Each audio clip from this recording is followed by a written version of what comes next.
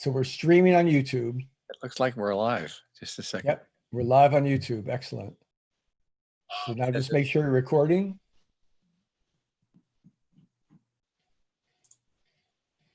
Okay, I don't know where it is, but just record it and have fun. Thank you, David. All right, see ya. I guess we're live. Yeah, we're live on YouTube. So and it looks like we're recording. Okay. All right, we can edit this. You're good. Go ahead. All right, see you. All right, you're listening to The Voice of Reason. I'm Dr. Len Saputo. Welcome to our show. You know, a lot of times people get confused because of all the lack of knowledge that they have because they're not experts in fields. And they have questions that come up, and they've got logical minds that process things in a way that makes sense. But when you don't have enough information, and then you hear a show like this or some others that are talking from the heart about what's happening in the world today with COVID-19 or Black Lives Matter or whatever else, it's a challenge for them. And we had one listener who we'll call Joan, to keep her anonymity, who is an attorney, who says, you know, I listened to your show, but a lot of it I don't agree with, and I'd like it a lot if you would provide more references for us so that we could have a look at those. And I thought, well, you know, this is a show where we have spent hundreds of hours trying to get data for probably 600 or 700 hours over the last few months, getting information from sources that we trust. And I'm a medical doctor for 50 years, and Francesco has been in the medical field with Qigong and some medicine too for 30 years. And so we process our information, but I also want to acknowledge what this person is saying. I think they have a lot of courage and have come up with something that makes a lot of sense. So we're going to talk about that a bit. Yeah, it's important. You know, we have a single agenda here, and it's trying to get the clearest information out to empower people and not be swayed by government agendas, not be swayed by fear, but really look at the facts. And the facts are a moving target right now because we're seeing a lot of doctors and researchers coming out just this week alone. And we'll post these links so you can look at the same videos and information and documents we've read. But we've seen these incredible women who've been with OSHA, the safety organization for the United States government, who make sure that work site safety protocol is in place. They came out jeopardizing their stance as government workers to say masks are not designed to prevent viral transmission. Okay, Exactly. we've seen this week doctors come out with a senator who collected some incredible doctors who came out and said hydrochloroquine is incredibly effective in their practice. So we've seen just this week alone, courageous people coming out who are professionals, who have valid experience base that we have to listen to. Yeah, well, you know, you can take this stuff for only so long. And what it's looking like to us is that the National Institutes of Health with Fauci, the World Health Organization, the FDA, the CDC, is giving one picture that's supposed to be coming from the mainstream.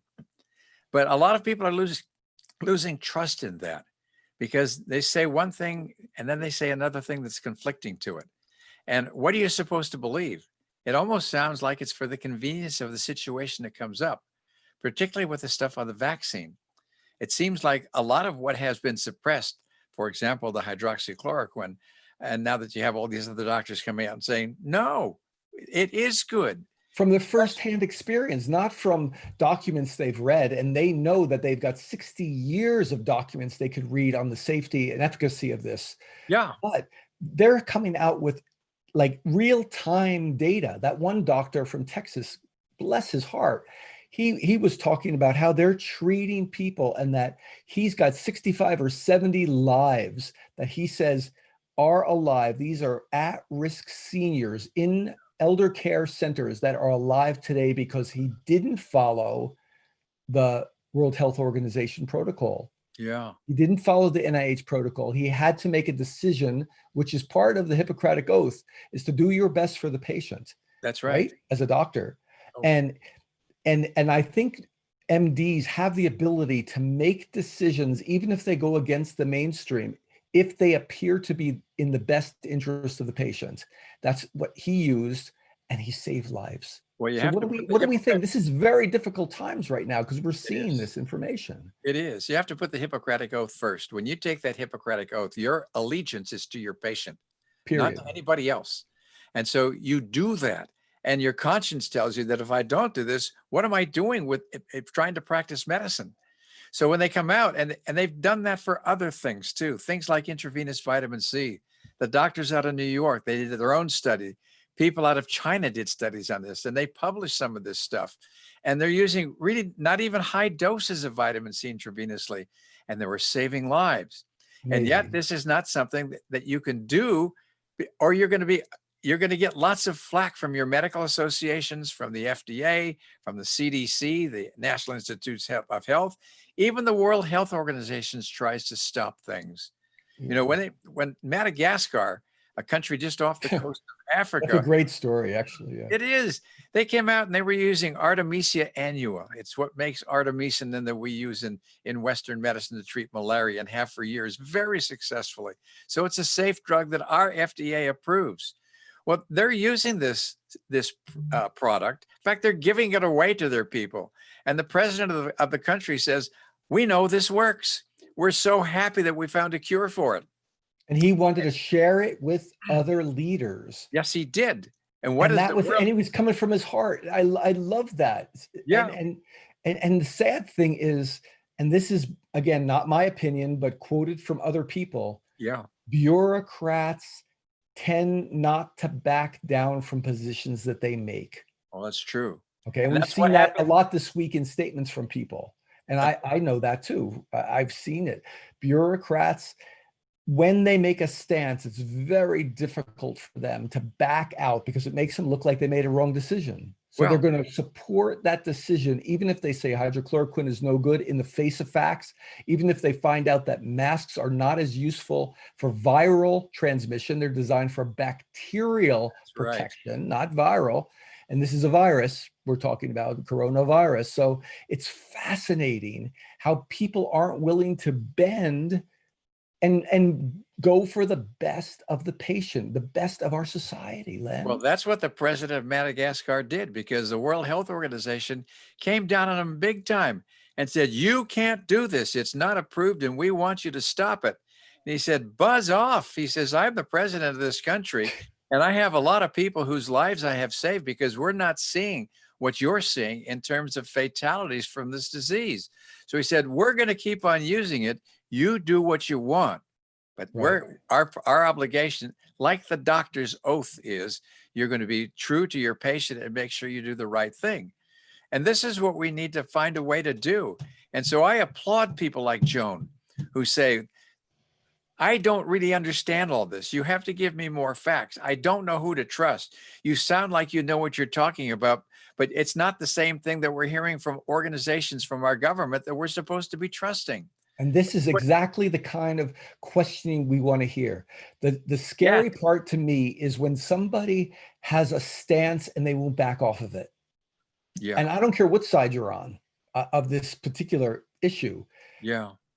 For me, I'm not on any side. I'm constantly looking at options, just like you. I constantly am moving with what is working, what is saving lives, what's helping, what are the real facts. Yep. Yes, the corona incidences are going up, but are the deaths going up? No. No. So we're starting to see what we're calling this herd immunity. Everybody's heard it. A big article came out in the San Francisco Chronicle this week, um, questioning herd immunity, which we know is a scientific fact. Yeah. And what they said in this article, which was fascinating, and some of the comments that were written about this, herd immunity means that millions, quote unquote, millions of people will have to die. Oh, Do dear. your numbers, do your math, do your calculations. There is no way millions will die No. based on this. Well, that happens all the time. You know, the AIDS epidemic was supposed to kill millions of people. It didn't. We looked Yeah. at the swine flu when it came out in 2009, 2010. It was supposed to kill millions. When you heard the forecast from the people in England this year, they said there are going to be millions of deaths in the United Didn't States. happen. And there were not millions. There were numbers that came out like there's like 160,000 deaths, they say, from COVID-19 now. That is the most fallacious number of all time, because the number of deaths this year hasn't been any different than last year or 10 years ago. All we're doing is finding out that the incidence of other diseases is going down because we're calling them COVID-19. So we have to Exactly. do something to get our facts right, to get our science right. I love being a scientist when we have information. I don't like bad science. And it leads us to situations like this where we don't really know what to believe. So when Joan sent me the note that she did, I just had to listen to her and applaud and say, you're right. I agree with you. We're going to Right. have to do a better job of that. And if you want us to document some of the things we're saying, we'll do that. If that'll Yeah. help you be more comfortable, that's the least we can do. And we have to remember too, facts are one part of the story. The other big part of the story is, how am I with myself? How am I in my positivity in facing this? You know, I've been practicing Qigong for a long time. I mean, the first teachers I studied with were back in the 70s, okay? Wow. When I was in China in the early 90s, my teacher at the time and his patients were involved in the SARS breakout in China, Yeah, in sure. Beijing. I was living in Beijing. It was a complex time. We practiced Qigong every day, every morning for hours. We built our immune system. We built our confidence about our ability to affect our body's change and build our immune system. That's right. 6 of those key students of this teacher and the teacher went into the hospitals when doctors wouldn't even work on patients, and went in. Not a single one of those Qigong practitioners ever got sick. And Wow. they helped hundreds and hundreds of patients because they went out on the front line and they were willing to engage because they carried a particular energy. And I think we have to remember that component of our life. It's such a powerful thing. You know, we know that in medicine, when you look at biochemistry, what you Yes, think has a profound effect on your biochemistry and physiology. If you're thinking things that are negative, you're going to have the nocebo effect, which is a negative kind of thing. It's sort of like voodoo medicine where you're sticking sure. into the doll. And if you believe in that, that's going to make a big difference in what happens. So if you have trust and faith in what you're doing, and you're motivated and are consistent with it, you're not going to have bad things happen to you any, much less than if you think the negative things. Exactly. And that it's so critical. And we have to remember that now more than ever, because hearing some of these skewed data points will take you into a fearful place. Even when you're questioning, say, I'm not afraid, but Yeah, I'm right. questioning and I'm unsure. Instability, the gray zone is probably the most dangerous place you can be in Yeah, the because it's the doubt. most unstable.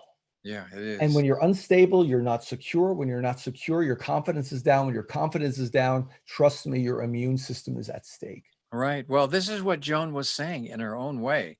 She said, I'm having a hard time with it and I'm confused. I don't sleep well at night because of it. And I want some help. And and she didn't know what to do. Yeah, So what we need to do is breathe some of that confidence and have you take a hard look at some of the things that are common sense that you can adopt that will help protect you from what's happening. And if we can get together as a group and start to take action as we need to as citizens of the United States of America, we can start making changes occur. But we've got to get our attitude set right, our trust and faith set right, and move forward as a group.